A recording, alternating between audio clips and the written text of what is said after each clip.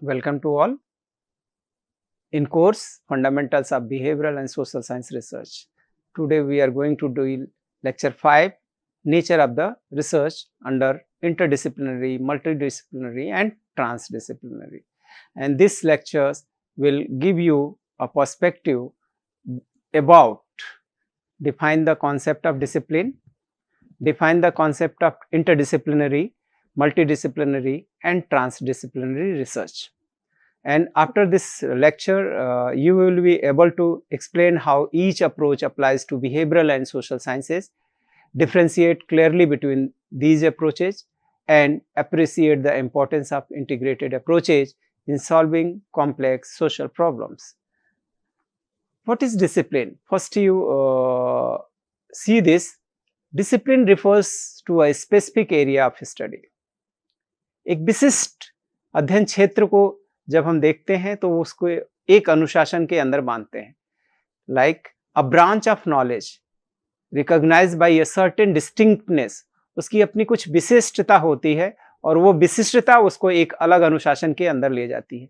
जैसे जब हम बात करेंगे काज एंड इफेक्ट रिलेशनशिप की, it means we are going to science discipline, जहां पे कारण और प्रभाव को हम देखने जाते हैं या कारण और प्रभाव के आधार पर हम ज्ञान को उसके अंदर उस सीमा में लेकर आते हैं.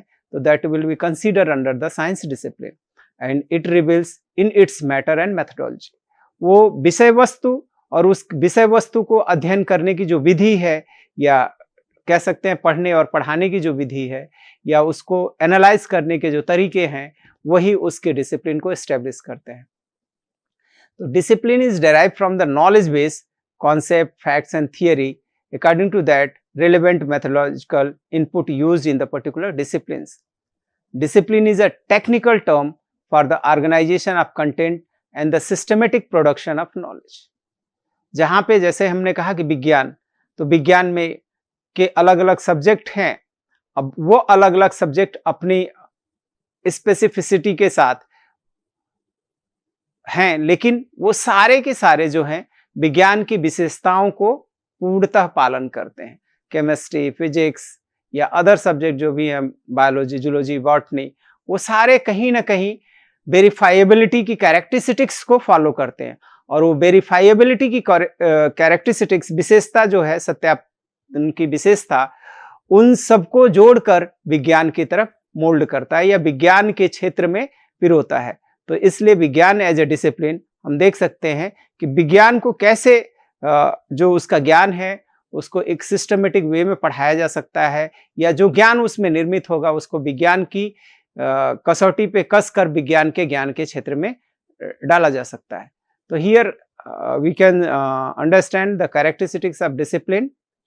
स्पेसिफिक एरिया ऑफ नॉलेज या independent field of study, a branch of instruction for the transmission of specific knowledge and as a convenient mapping of academic administration.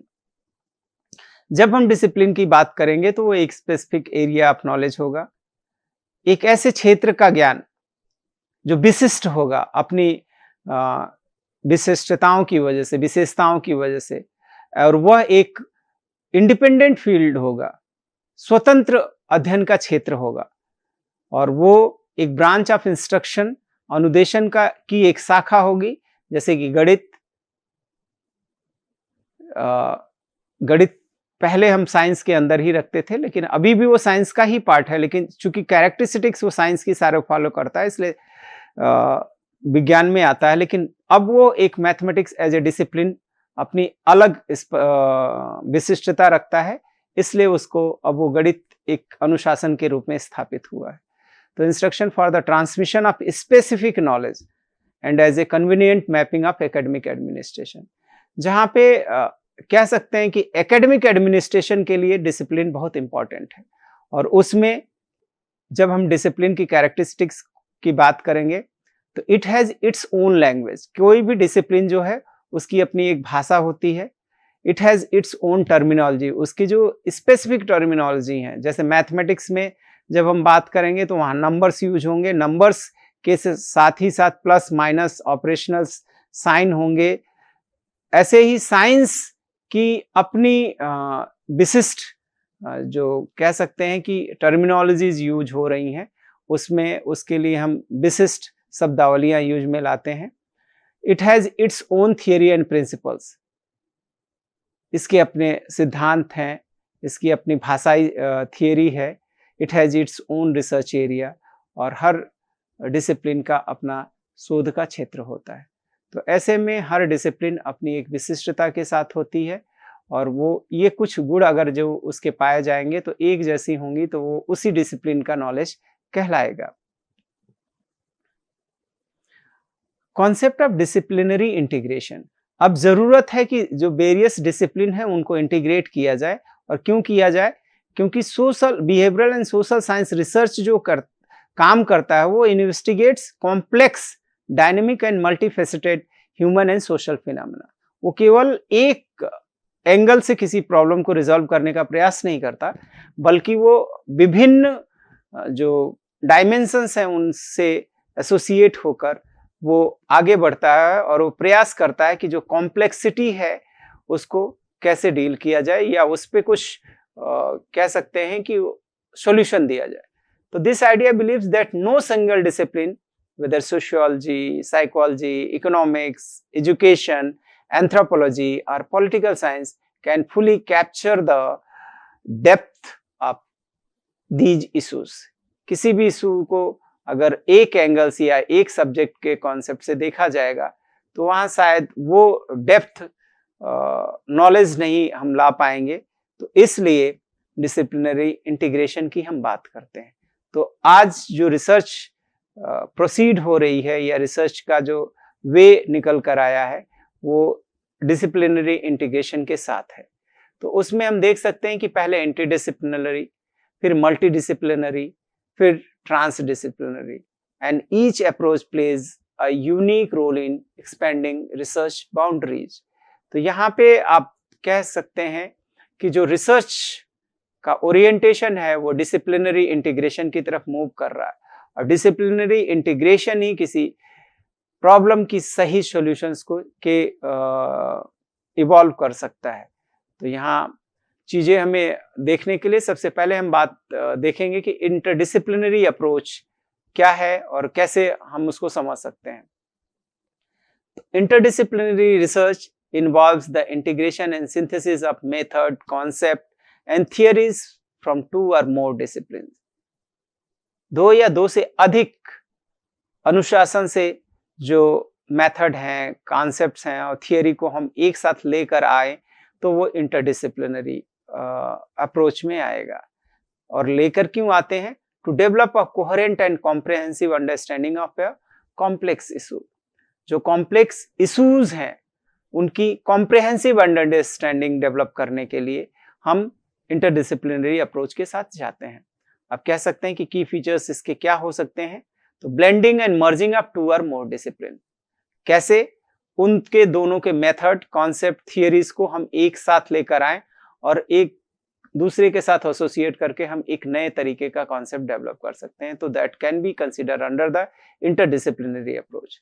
Development of new framework और थियरीज, दोनों को develop, जैसे biochemistry, biotechnology, biostatistics. तो ये जो interdisciplinary approach है दोनों को मिलाकर एक मूव ऑन कर सकते हैं। फिर disciplines interact closely often leading to new fields. जब डिसिप्लिन एकदम क्लोजली इंटरैक्ट करते हैं तो नए क्षेत्र, जैसे मैंने अभी बताया कि कह सकते हैं कि ट्रांसडिसिप्लिनरी के कॉन्सेप्ट ये दोनों सारे वाटर टाइट कंपार्टमेंट में नहीं बटे हुए हैं, लेकिन इंटरडिसिप्लिनरी दो या दो से अधिक फील्ड के बीच में जब इंटरैक्शन होगा तो वहाँ हम कह सकते हैं कि न्यू फील्ड भी इमर्ज हो सकते हैं। तो this is the interdisciplinary approach. और एग्जाम्पल में हम देख सकते हैं कि integrate psychology, cognitive biases, decision making. Psychology को हम इकोनॉमिक्स से, जब market behaviour, explain economics choices more holistically, लोग क्यों इस तरीके के चॉइसेस बना रहे हैं, तो साइकोलॉजी और इकोनॉमिक्स, किसके पास कितना धन है या फाइनेंस है और उसकी जो थिंकिंग है कॉग्निटिव या डिसीजन मेकिंग, वो उन दोनों को जब तक जुड़ाव नहीं होगा या दोनों के नजरिए से हम नहीं देखेंगे, तब तक वो सही हम नहीं बता पाएंगे कि ये व्यक्ति इस तरीके से ही क्यों रह रहा है या इस व्यक्ति की खर्च की सीमा इस तरीके की क्यों है। तो application in social science, educational research में इंटीग्रेट सोशियोलॉजी, इंस्टीट्यूशनल इन्फ्लुएंस देख सकते हैं, psychology, student learning behaviour, political science, policy analysis to form curriculum design. तो ये एक वे है जिसमें हम इंटीग्रेट करके, जहाँ पे हम इंटरडिसिप्लिनरी अप्रोच से आगे बढ़ सकते हैं।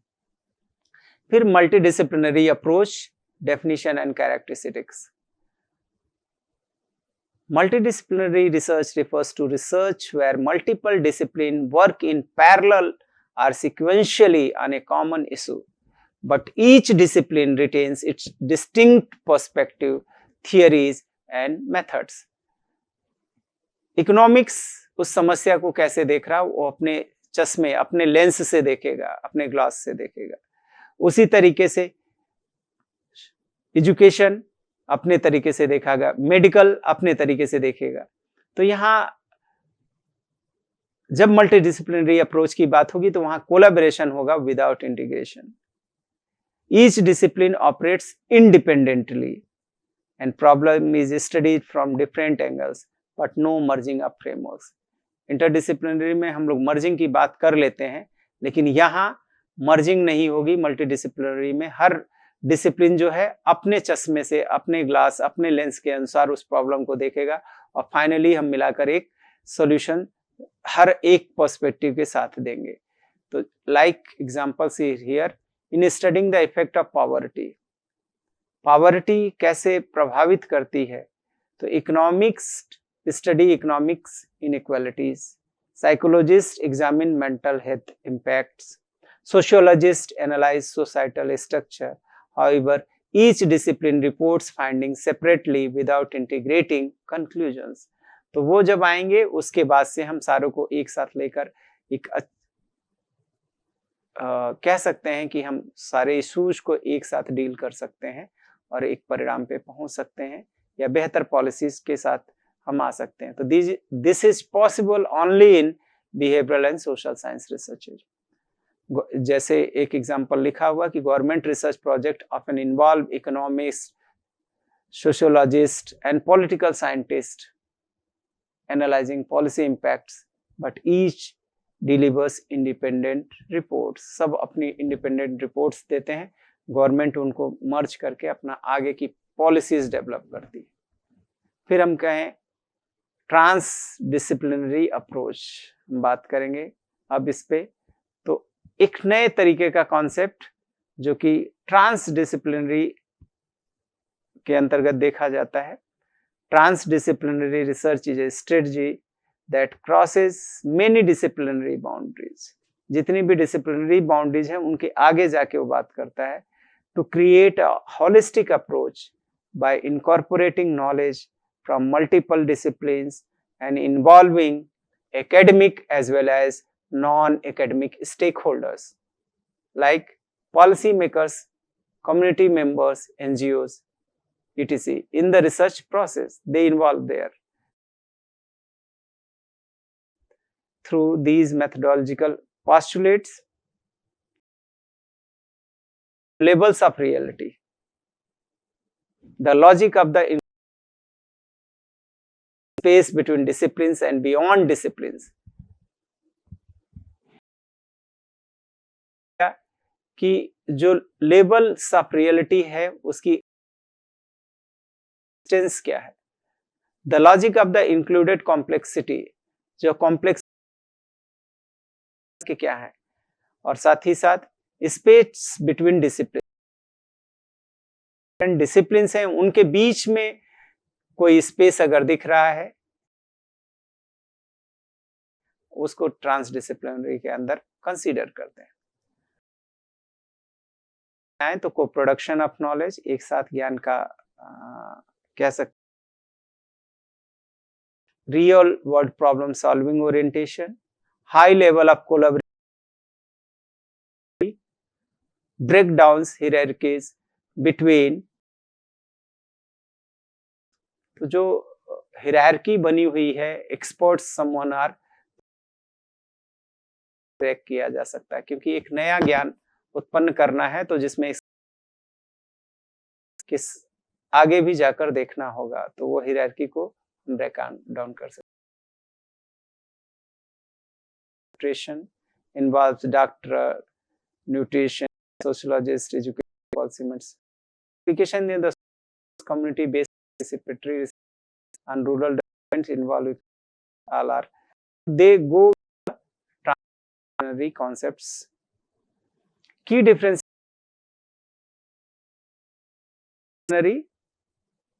इसको अगर डिफाइन करेंगे तो integration of theories methods from two और more discipline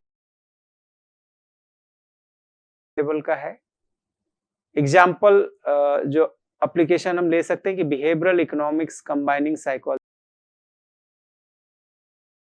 different disciplines study a problem independently. इसमें इंटीग्रेशन जो है educational policies evaluate by economist, sociologist and separately. Involving academic and non academic stakeholders, इसमें integration दिखता है और उसके beyond जाकर देखते हैं, जैसे public health interventions involving research,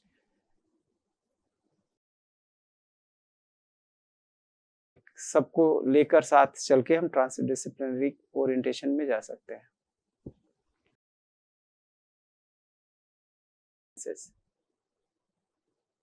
to deal the complexity of human behaviour, अब यहाँ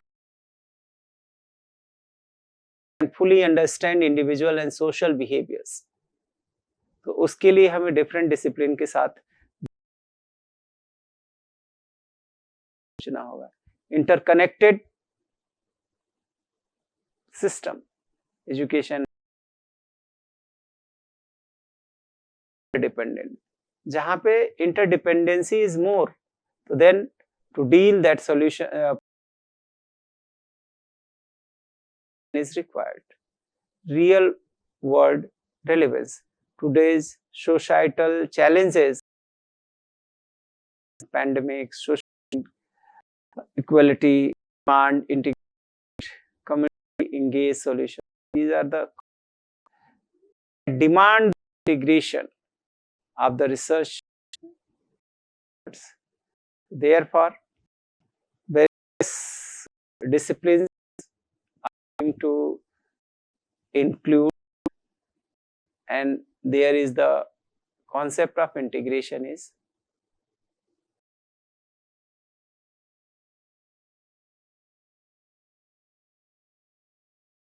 here written.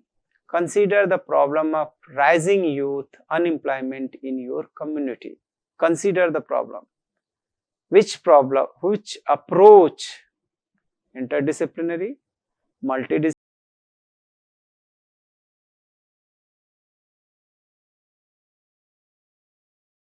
so when you will think about a problem, then you can analyze what approaches is there, what approach is required to